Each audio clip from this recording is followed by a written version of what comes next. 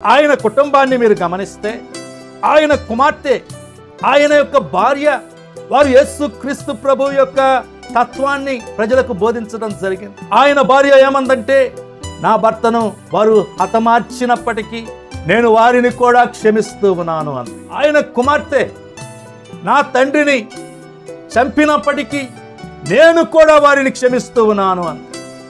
ఆ మాటలు విన్నప్పుడు నాకు గ్రాహం స్టెయిన్స్ గారు గుర్తుకొచ్చారు. ఆయన ఆస్ట్రేలియా నుండి మన దేశానికి ఒక మిషనరీగా వచ్చినటువంటి వ్యక్తి.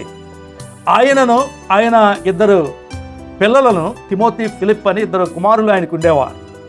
ఆ ముగ్గురిని సజీవ దహనం చేసి చంపేశారు. 1994లో అది జరిగింది. మనమందరం షాక్ తిన్నాం. భారతదేశంలో కుష్ఠరోగులకు సేవ చేయటానికి వచ్చిన ఒక మిషనరీని, ఆయన యొక్క బిడ్డలను ఇంత దారుణముగా సజీవ దహనం చేస్తారా అని మనమందరం షాక్ తిన్నాం. అయితే ఆయన భార్య గ్లాడిస్ గారు, ఇదిగో నా భర్తను, నా బిడ్డలను చంపినటువంటి వారిని క్షమించి వేస్తున్నాను అని ఆమె. నిజముగా యేసు క్రీస్తు ప్రభు యొక్క క్షమాపణను ఆ విధముగా ఈ లోకానికి తెలుపుతున్నటువంటి ఇలాంటి గొప్ప క్రైస్తవులు మన మధ్యలో ఉండటం నిజంగా అది దేవుని యొక్క కృపే అని మనం చెప్పుకోవాలి.